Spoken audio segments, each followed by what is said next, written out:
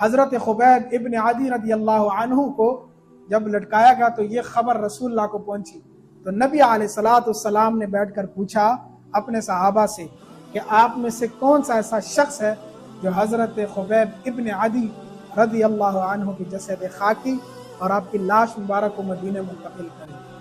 تو اس وقت یہ صحابی حضرت عمر ابن امیہ رضی اللہ عنہ اٹھے اور انہوں نے کہا یا رسول اللہ،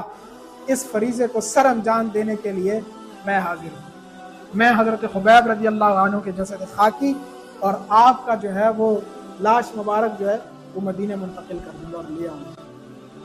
لیکن آپ نے فرمایا یا رسول اللہ میرے ساتھ ایک اور ساتھی بھی کرے، کیونکہ میں نے اہل مکہ کے بہت سارے لوگوں کو مختلف جنگوں میں قتل کیے، وہ مجھے اپنا بڑا سخت دشمن سمجھتے ہیں، میں اگر دن کے وقت مکے میں داخل ہوں گا تو مجھے لوگ پہچان لیں گے، میرے ساتھ کوئی ایسا شخص بھیجے